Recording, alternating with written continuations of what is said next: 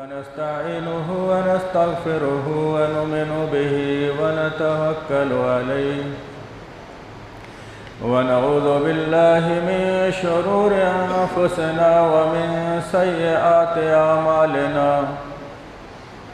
ومن يهده الله فلا مضل له ومن يضلل فلا هادي له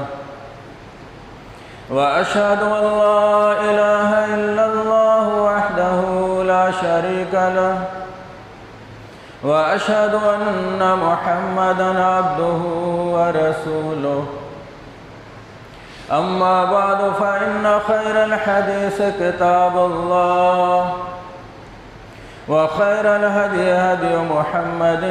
صلى الله عليه وسلم وشر الأمور محدثاتها وكل محدثة بدعة وكل بدعة ضلالة وكل ضلالة في النار فأعوذ بالله من الشيطان الرجيم بسم الله الرحمن الرحيم يا أيها الذين آمنوا اتقوا الله حق تقاته ولا تموتن إلا وأنتم مسلمون يا أيها الناس اتقوا ربكم الذي خلقكم من نفس واحدة وخلق منها زوجها وبث منهما رجالا كثيرا ونساء واتقوا الله الذي تساءلون به والأرحام إن الله كان عليكم رقيبا يا أيها الذين آمنوا اتقوا الله وقولوا قولا سديدا يصلح لكم أعمالكم ويغفر لكم ذنوبكم ومن يطع الله ورسوله فقد فاز فوزا عظيما قال الله تبارك وتعالى في كلامه المجيد ألم يجدك يتيما فآوى سبحانك لا علم لنا إلا ما علمتنا إنك أنت العليم الحكيم رب اشرح لي صدري ويسر لي أمري واحلل عقدة من لساني يفقهوا قولي رب زدني علما اللهم رب زدنی علما۔ محترم حاضرین جمعہ، سب سے پہلے تعریف و توصیف، کبریائی اور بڑائی، افضلیت اور بزرگی اس اللہ رب العزت کے لیے لائق و زیبا اور سزاوار ہے جو اس کائنات کا خالق و مالک، رازق اور پالنہار ہے۔ بعدہ بے شمار درود و سلام ہو اس ہستی اقدس و مقدس پر جن کا نام نامی اسم گرامی حضرت محمد مصطفیٰ صلی اللہ علیہ وسلم۔ برادران اسلام،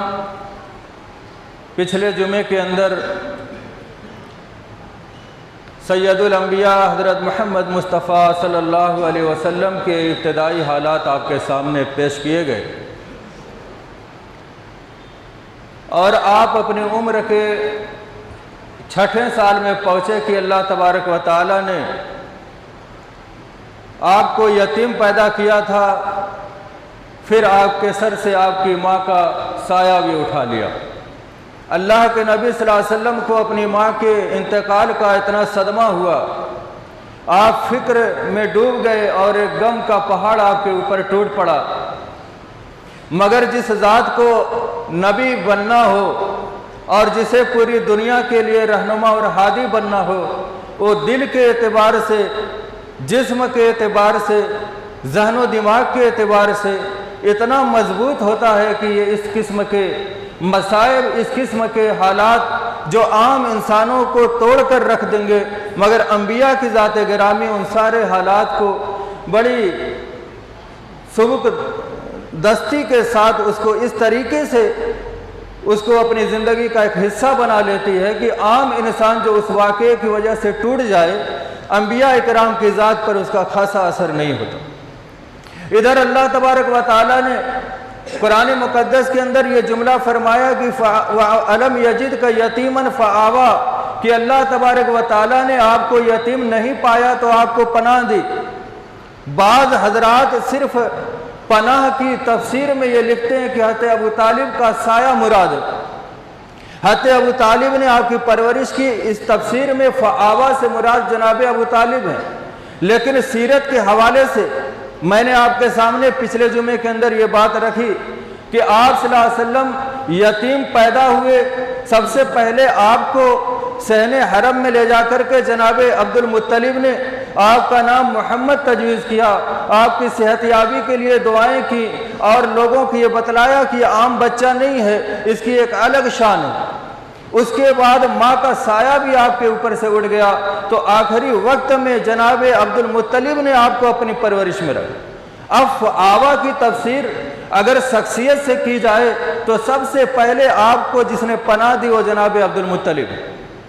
اس لیے آیت کی تفسیر میں عبد المطلب کو پہلے ذکر کیا جائے۔ حضرت عبد المطلب کو اپنے بیٹے کے گزر جانے، عبداللہ کے گزر جانے کا بڑا صدمہ تھا، اس لیے کہ آپ کے 10 بیٹوں میں سب سے خوبصورت حضرت عبداللہ تھے۔ ان کا حسن، ان کی خوبصورتی، ان کا اخلاق، ان کا کردار، بلکہ روایتوں میں آتا ہے کہ حرم کے اندر بہت ساری جاہلیت کے جو نمونے تھے، اس میں ایک نمونہ یہ بھی تھا کہ اللہ کے نبی صلی اللہ علیہ وسلم کے اعلان نبوت سے پہلے تک بہت سارے افراد جو دور دراز کے علاقے سے کعبہ کا طواف کرنے کے لیے آتے تھے، اس میں اکثریت ایسے بھی لوگوں کی ہوتی تھی، چاہے وہ مرد ہو یا خواتین، وہ کعبے کا ننگے طواف کرتے تھے۔ یہ جاہلیت کی بڑی چیزوں میں سے ایک چیز یہ بھی تھی۔ اب اس وقت کا جو تاریخ ادب عربی میں علماء نے لکھا ہے کہ دوپہر کا کھانا کھا کر کے اکثر نوجوان لڑکے جا کر کے صحن میں بیٹھ جاتے تھے اور ننگے طواف کرنے والوں اور ننگی طواف کرنے والیوں پہ نظریں اپنی گڑا لیتے تھے۔ نوجوانوں کا یہ حال تھا، مگر تاریخ بتاتی ہے کہ حضرت عبداللہ کو کبھی بھی کسی نے اس وقت میں جب نوجوان جا کر کے وہاں بیٹھتے تھے کسی نے نہیں دیکھا۔ کیوں؟ اس لیے کہ آپ کے ذریعے سے دنیا کے سب سے افضل انسان کو آنا تھا، سارے نبیوں کے سردار کو آنا تھا، جس نے اپنی بعثت کا ایک مقصد ہی یہ بتلایا تھا، بُعِثْتُ لِأُتَمِّمَ مَكَارِمَ الْأَخْلَاقِ، میری بعثت کا مقصد ہی لوگوں کے اخلاق کو سدھارنا ہے۔ وہ ایسی شخصیت سے پیدا ہونا تھا کہ جس کی شخصیت بھی کبھی داغدار نہ ہو۔ حالانکہ جہالت کے دور میں ہر چیز روا تھی، مگر جناب عبداللہ کبھی اس وقت میں جب عورتیں ننگی طواف کرتی ہوں، مرد ننگے طواف کرتے ہوں، اس وقت میں کبھی بھی کعبہ کی طرف نہیں گئے۔ باقی نوجوان جا کر کے بیٹھتے تھے، اپنی نظروں کو وہاں پر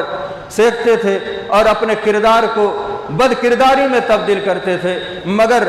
اللہ کے نبی کے گھرانے کا یہ عالم تھا، تو حضرت عبداللہ کے ذریعے سے اللہ کے نبی کو دنیا میں آنا تھا، اس لیے آپ کے کردار کو پاک صاف اوپر سے ہی اللہ تبارک و تعالیٰ نے رکھا۔ حضرت ابو طالب نے آپ کے سر پہ دستِ سبقت رکھا، آپ کو لے کر کے آئے۔ اغبوا نامی جگہ میں نے بتلایا تھا آپ کی والدہ کا، آج بھی جو لوگ سعودی میں رہتے ہیں ہو سکتا ہے وہاں پہ زیارت کے لیے گئے ہوں۔ حضرت عبد المطلب نے آپ 6 سال کی عمر میں ماں کا انتقال ہوا، 7 اور 8 2 سال آپ نے حضرت اللہ کے نبی صلی اللہ علیہ وسلم کی کفالت کی۔ مطالعے کے دوران عرب کے ایک سیرت نگار ہیں، ان کی کتاب کے اندر میں نے دیکھا کہ ایک واقعہ نقل کیا، 7ویں سال میں اللہ کے نبی کو آشوب چشم ہوا۔ آشوب چشم یعنی آنکھ خراب ہو گئی، جس کو ہم لوگ کہتے ہیں۔ حضرت عبد المطلب اپنے پوتے کو لے کر کے ایک کاہنہ عورت کے پاس پہنچے علاج کے لیے۔ اس کاہنہ عورت نے جو بھی اس وقت کا طریقہ رہا حضرت عبداللہ کا کہ صاحبزادے اللہ کے نبی اور سارے نبیوں کے سردار حضرت محمد صلی اللہ علیہ وسلم کا اپنے طریقے سے علاج کیا، اللہ کے نبی کو شفا ہو گئی۔ مگر اس عورت نے جو پچھلی کتابوں کا اور جو اس کو تجربہ حاصل تھا، اللہ کے نبی صلی اللہ علیہ وسلم پر جب اس نے بنظر غائر ان کا جائزہ لیا تو جاتے وقت جناب عبد المطلب سے کہا کہ یہ لڑکا ایک الگ شان کا لڑکا لگتا ہے، اس لڑکے کی ایک الگ ہی شان ہوگی۔ اس طریقے سے کئی سارے واقعات آئے جس کے ذریعے سے عبد المطلب نے سمجھ لیا کہ میرا یہ بیٹا ایک الگ انداز کا ہوگا، اس کی ایک شان ہوگی۔ اور عرب کا یہ طریقہ تھا، جب کسی بچے کے اندر کچھ الگ اوصاف دیکھتے تھے تو کہتے تھے کہ اس بچے کی ایک شان ہوگی، ان لشان، اس بچے کی ایک شان ہوگی۔ اور یہ شان کا لفظ اس معنی میں بولا جاتا تھا کہ عام لڑکوں کے اعتبار سے دنیا میں ایک الگ ہی پہچان کا حامل ہوگا۔ بہرحال اللہ کے نبی صلی اللہ علیہ وسلم 8ویں سال میں پہنچے، آپ کے دادا عبد المطلب کا بھی سایہ آپ کے سر سے اٹھ گیا۔ اب یہاں پر عبد المطلب کے بارے میں چند باتیں میں آج کے جمعے کے اندر رکھ دوں تاکہ ان شخصیات اور ان لوگوں کا بھی ہمیں علم ہو جائے کہ وہ کیسی شخصیتیں تھیں جن کے ذریعے سے اللہ کے نبی کو دنیا میں آنا تھا۔ جناب عبد المطلب کے بارے میں آتا ہے کہ ان کا اصلی نام شیبہ تھا، اصلی نام شیبہ تھا۔ اللہ کے نبی صلی اللہ علیہ وسلم کے جو دادا تھے ان کا نام ہاشم تھا۔ ہاشم کے معنی ہوتا ہے جیسے صبح کے اندر ہم لوگ روٹی کو توڑ کر کے چائے میں ڈالتے ہیں، اسی طریقے سے روٹیوں کو توڑ کر کے ایک خاص قسم کا کھانا بناتے تھے حاجیوں کو کھلانے کے لیے۔ تو ہاشم مانے توڑنے والا، ان روٹیوں کو ایک خاص قسم کا کھانا بنا کر کے کھلانے کے لیے، تو عرب کے اندر ان کو ہاشم کہا جانے لگا۔ ان کے ایک بھائی تھے مطلب۔ ہاشم ملک شام کے سفر پہ نکلے، راستے میں مدینے میں رکے اور وہاں پر سلمہ نامی ایک عورت سے، بنو نجار کے قبیلے سے ان کا وہاں پہ شادی کی۔ عرب کے اندر شادی اتنی ہی آسان تھی، ایسے راہ چلتے بھی شادیاں کر لیا کرتے تھے۔ اور حالت حمل میں اپنی بیوی کو چھوڑ کر کے وہ ملک شام کو روانہ ہو گئے۔ اتفاق سے ملک شام کے اندر بعض سیرت نگاروں کے بقول فلسطین کے اندر جو آج غزہ نامی ایک جگہ ہے وہاں پر ان کا انتقال ہو گیا، وہ لوٹ کر کے آ نہیں پائے۔ اب عبد المطلب پیدا ہوئے، کچھ بڑے ہوئے اور کسی ذریعے سے، چونکہ مدینہ اور مکہ کے لوگ آتے جاتے رہتے تھے، ایک دوسرے کے احوال معلوم تھے، کسی ذریعے سے مطلب کو یہ معلوم ہوا کہ میرے بھائی ہاشم کے نطفے سے ایک بچہ ہے مدینے کے اندر۔ اور پچھلے جمعے کے اندر اور اس سے پہلے بھی میں نے آپ کے سامنے ایک نظریہ بتلایا کہ لڑکے کا پیدا ہونا عرب کے اندر کتنی خوشی کا موقع ہوتا ہے بنسبت لڑکیوں کے۔ لڑکی پیدا ہو جائے تو اس کو زندہ دفن کرنے کا رواج تھا، مگر لڑکا پیدا ہو تو خوشی کی انتہا نہیں ہوتی تھی۔ اور میں نے بتلایا تھا کہ ابو لہب نے اپنی لوڈی تک کو آزاد کر دیا نبی کی پیدائش کی خوشی میں، مگر کس لیے خوش ہوتے تھے کہ ہمارے قبیلے میں ایک لاٹھی اور بڑھ گئی، ہمارے قبیلے میں ایک تلوار اور بڑھ گئی، ہماری طرف سے لڑنے والا ایک اور بڑھ گیا، اس خوشی میں خوش ہوتے تھے۔ اب جب مطلب کو پتہ لگا، وہ بھاگے ہوئے مدینہ پہنچے اور اس بچے کو دیکھا، ہونہار بچہ، اور کہا میں تمہارا چچا ہوں، میں تم کو لینے کے لیے آیا۔ تو شیبہ نامی جو عبد المطلب کا اصلی نام تھا، وہ بھاگے ہوئے اپنی ماں کے پاس پہنچے اور کہا کہ وہ ایک صاحب مدینے سے، مکے سے آئے ہوئے اور مجھ کو اپنے ساتھ لے کے جانے کے لیے کہہ رہے ہیں۔ ماں نے ان کو بلوایا، پوچھا تو کہا کہ میں چاہتا ہوں کہ اس کو اس کے آبائی گھر پہ لے جاؤں، میرے بھائی کا انتقال ہو گیا، یہ ان کی نشانی ہے۔ ان کی والدہ، ہر ماں کو اپنے بیٹے سے محبت ہوتی، انہوں نے انکار کر دیا۔ مگر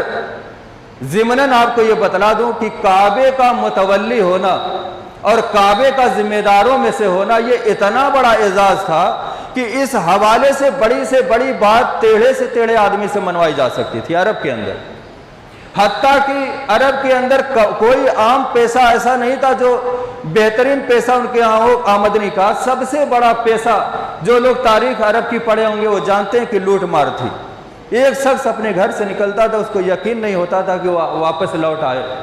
مگر کتنے بھی بڑے ڈاکو کے علاقے سے کوئی گزرے اور ڈاکوؤں کو یہ پتہ چل جائے کہ یہ مکے کے سے آئے ہیں اور یہ کعبہ کے ذمہ دارانوں میں سے ہیں، ان کے متولیان میں سے ہیں، تو اس کی جرأت نہیں ہوتی تھی کہ اس کے اوپر ہاتھ اٹھا دے۔ یہ عالم تھا کعبہ کی احترام کا اس وقت لوگوں کے ذہن و دماغ میں۔ بہرحال انہوں نے کہا کہ یہ بیٹا کعبے کا متولی بنے گا، اپنے باپ کے بعد ان کی وراثت کا مالک بنے گا۔ جب کعبے کے حوالے سے گفتگو کی تو ان کی ماں نے فوراً اپنے بیٹے کو روانہ کر دیا۔ وہ لے کر کے جب مکہ پہنچے تو لوگوں نے سمجھا کہ یہ مطلب کا بیٹا ہے، لوگوں نے یہ سمجھا کہ یہ مطلب کہیں گئے تو وہاں سے یہ اپنا غلام لے کر کے آئے۔ اور عبد کا معنی بندہ بھی ہوتا ہے، اور عرب کی زبان میں عبد کا معنی غلام بھی ہوتا ہے، بندہ بھی اور غلام بھی۔ لوگوں نے کہا کہ عبد المطلب ایک غلام لے کے آیا، اس لیے عبد المطلب کہنا شروع کر دیا، جبکہ ان کا اصلی نام شیبہ تھا۔ اب شیبہ کے بارے میں جو علماء نے لکھا ہے کہ شیبہ کہتے ہیں ایسے آدمی کو جس کے سارے بال پیدائشی سفید ہوں۔ شیبہ عبد المطلب پیدا ہوئے تو آپ بہت سارے جگہوں پہ دیکھے ہوں گے ایسے لوگ جو پیدا ہوتے ہیں تب بھی ان کے بال سفید ہوتے ہیں، تو پیدا ہوئے تو ان کے بال سفید تھے، ان کی ماں نے ان کا نام شیبہ رکھ دیا تھا،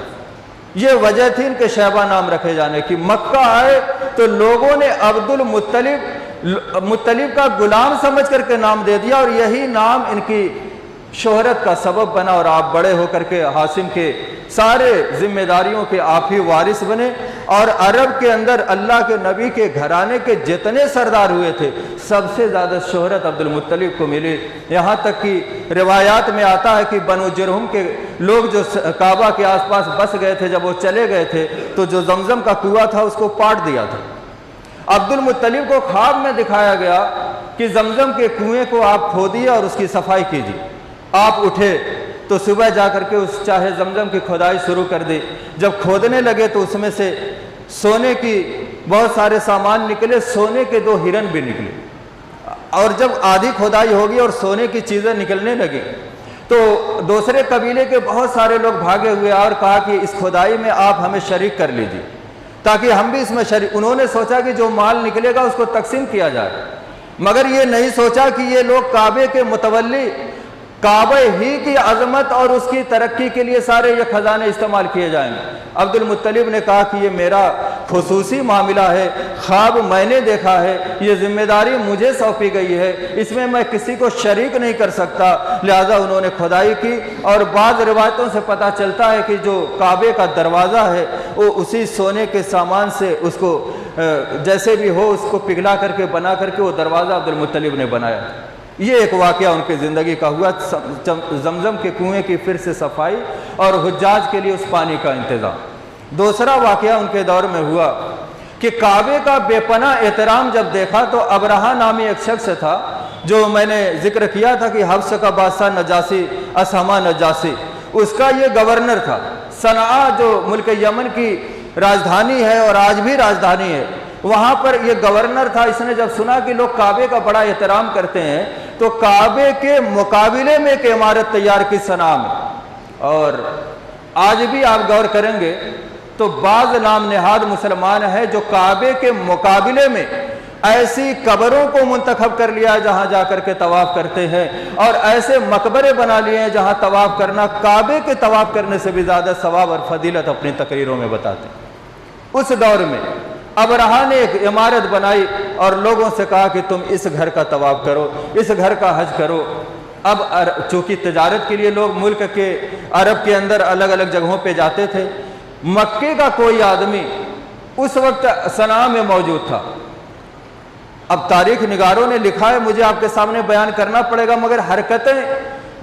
انسانوں کے اندر کچھ ایک جیسی ہوتی ہیں، ہر دور میں پائی جاتی۔ جب اس آدمی نے سنا کہ کعبے کے مقابلے میں عمارت بنا کر کے ابرہہ لوگوں سے چاہتا کہ اس کی عزت ویسے کی جائے جیسے کعبہ کی، اس نے موقع پایا اور جا کر کے اس عمارت کے اندر پیخانہ کر دیا۔ یہ سبھی کتابوں میں، سیرت کی اور تاریخ کی کتابوں میں لکھا ہے۔ اور اس دور میں بھی آپ دیکھتے ہیں بعض شرارتی لڑکے کسی کا نیا گھر پلاسٹر دیکھا اور رات میں کسی وقت جا کے وہاں پہ اپنی کاوش کر کے واپس آ گئے۔ اب دن میں شور ہو جاتا ہے یہ حرکت کس نے کی۔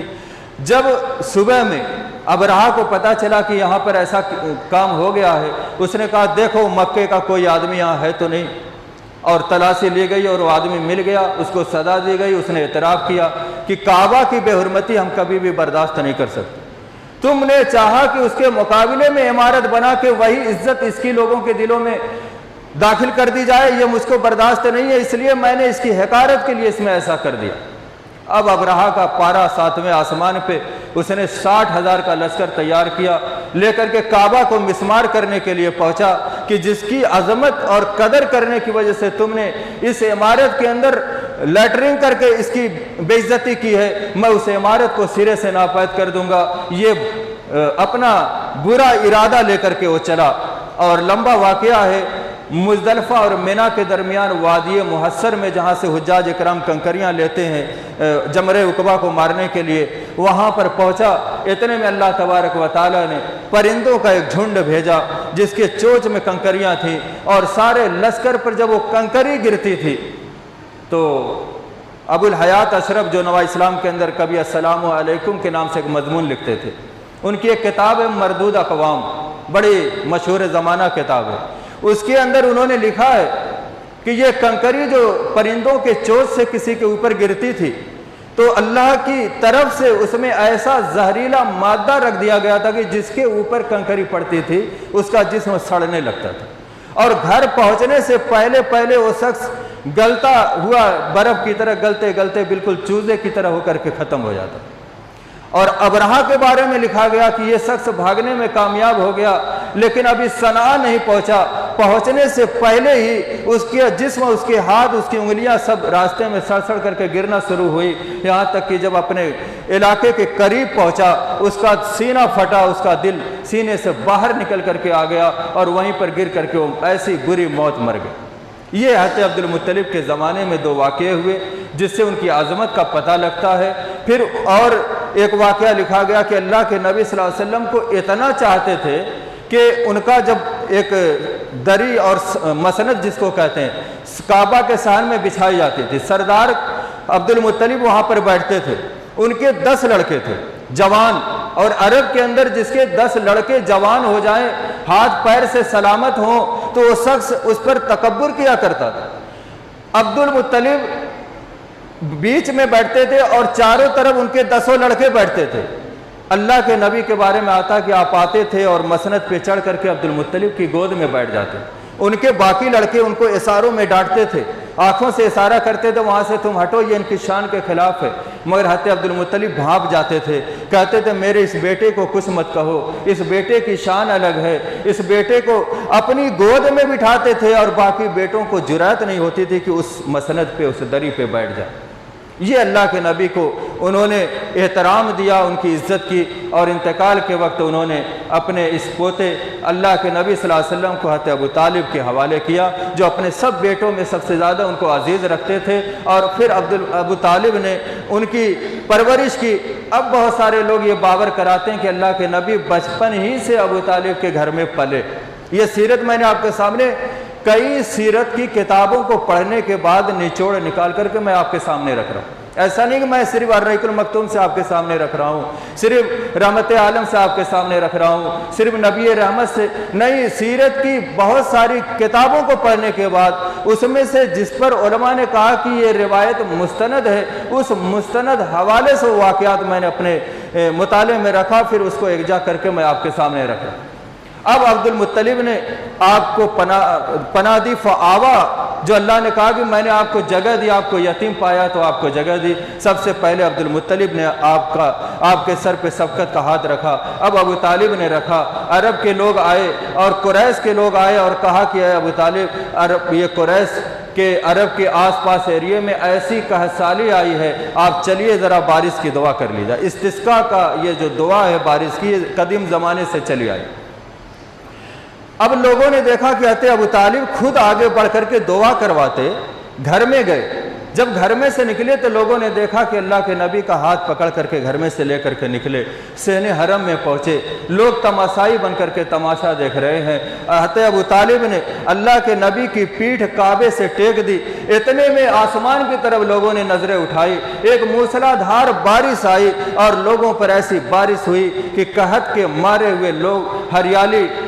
سے بہریاب ہوئے اور ہر طرف ہریالی پھیل گئی اور قحط سالی دور ہو گئی۔ یہ اللہ کے نبی صلی اللہ علیہ وسلم کی وجود مسعود کی برکتیں لوگوں نے اس طرح حاصل کی۔ اب حضرت ابو طالب کے زمانے میں ہی اللہ کے نبی نے نبوت کا اعلان کیا، اور اس طریقے سے آگے کی جو کارروائیاں ہیں وہ میں آپ کے سامنے رکھوں گا انشاءاللہ آئندہ خطبوں کے اندر۔ آج جو آیت کریمہ میں نے پڑھی تھی علم یجد کا یتیمن فآوا، اللہ نے آپ کو یتیم نہیں پایا تو آپ کو پناہ دی، تو کبھی عبد المطلب کی شکل میں آپ کو پناہ دی، کبھی ابو طالب کی شکل میں آپ کو پناہ دی، آگے کس شکل میں آپ کو پناہ دیں گے یہ میں منہج سلف آپ کے سامنے رکھتا جاؤں گا۔ جو لوگ صرف ابو طالب کو فآوا کی تفسیر میں پیش کرتے ہیں ان کے پاس مستند کوئی حوالہ نہیں ہے، بلکہ بہت سارے عرب کے مفسرین کا اور بر صغیر کے مفسرین کا میں نے مطالعہ کیا تو عرب کے مفسرین بھی اس بات پہ متفق ہیں کہ فآوا ہم نے آپ کو پناہ دی سے مراد شخصیات سے لے کر کے عبد المطلب سے لے کر کے صحابہ اکرام تک ہیں، اور آئندہ خطبوں میں ثابت کروں گا فآوا کے لفظ سے کون کون اس میں مراد ہے۔ تو جناب عبد المطلب کے بعد جناب ابو طالب آپ کے سر پہ ہاتھ رکھتے ہیں، آپ اپنے انہی کے سایہ عاطفت میں زندگی گزارتے ہیں۔ اب لوگ یہ دکھاتے ہیں کہ نبی پر لوگوں نے احسان کیا، نہیں بلکہ نبی کی وجہ سے لوگوں نے وہ برکتیں دیکھی کہ اللہ کے نبی کے وجود مسعود کو انہوں نے اپنے اوپر اللہ کا احسان مانا، اور یہی حقیقت ہے۔ اسی لیے تو اللہ تبارک و تعالیٰ نے کہا کہ لقد من اللہ علی المؤمنین اذ بعث فیہم، نبی کے وجود مسعود کو نازل کرنے پر اللہ نے خود احسان جتلایا۔ لہذا اس آیت کے تناظر میں یہی کہا جائے گا کہ نبی پر کسی کا احسان نہیں ہے بلکہ نبی کا دوسروں پر احسان ہے۔ جب آپ بچے تھے آپ لوگوں پر احسان نہیں کرتے تھے تو آپ کی وجہ سے جو برکتیں نازل ہوتی تھی اس سے جو فائدہ اٹھاتے تھے یہ بھی احسان ہی کے ضمن میں لکھا جائے۔ بہرحال جناب ابو طالب کے گھر میں آپ پلنے بڑھنے لگے۔ حضرت علی اللہ کے نبی کی عمر میں اللہ کے نبی سے کم تھے، ایک ہی گھر میں ابو طالب ان کی پرورش کرتے تھے۔ آپ 8 سال کی عمر کو ہو گئے تھے اور 8 سال کا بچہ عام بچوں کے مقابلے میں اللہ کے نبی صلی اللہ علیہ وسلم کا جسم، اللہ کے نبی کی طاقت، اللہ کے نبی کا فکر و غور یہ دوسروں سے مختلف تھا، یہ دوسروں سے مختلف تھا۔ آپ 8 سال کی عمر میں ایک کڑیل جوان کی طرح دکھنے لگے تھے۔ اس طریقے سے آپ 15 سال کے جب ہوئے تو فجار نامی ایک جنگ ہوئی جو قریش اور دوسرے قبیلے کیسے اعلان کے مقابلے میں ہوئی۔ اللہ کے نبی صلی اللہ علیہ وسلم کی زندگی میں یہ پہلا مرحلہ تھا جب آپ کے چچا اس جنگ میں شریک ہوئے قریش کی طرف سے۔ اللہ کے نبی تیر اٹھا کر کے اپنے چچاؤں کو دیتے تھے، آپ نے خود مقابلہ نہیں کیا مگر 8 سال کے ہونے کی وجہ سے اور 15 سال کی عمر ہو گئی، 15 سال کا بچہ جنگ میں شریک ہو کے جنگ کر سکتا تھا مگر آپ کے چچاؤں نے ان کو روکا، مگر پھر بھی آپ بڑھ کر کے ان کو تیر پکڑاتے تھے چلانے کے لیے۔ یہ جنگ فجار میں اللہ کے نبی شریک ہوئے، اس سے آپ کی بہادری کا بھی پتہ لگتا ہے۔ مزید آپ کی سیرت کے اور گوشوں کو میں آپ کے سامنے انشاءاللہ اجاگر کروں گا۔ اللہ تبارک و تعالیٰ سے دعا ہے کہ اللہ رب العالمین ہم تمام مسلمانوں کو اپنے نبی کی محبت کے ساتھ ساتھ آپ کی کما حق اطاعت کی توفیق عطا فرما۔ بار الہ دنیا میں جہاں جہاں بھی مسلمان ہیں اور سب ان پر ظلم و ستم کے پہاڑ توڑے جا رہے ہیں، ان تمام جگہوں پر مسلمانوں کو غالب، دشمنان اسلام کو مغلوب کر دے اللہ۔ جب تک ہمیں دنیا میں زندہ رکھ، ایمان اسلام پر زندہ رکھ، اور جب ہماری روح نکالنے کا فرشتے کو حکم دے تو ہماری زبان پر کلمہ لا الہ الا اللہ محمد رسول اللہ جاری ہو۔ وآخر دعوانا الحمدللہ رب العالمین۔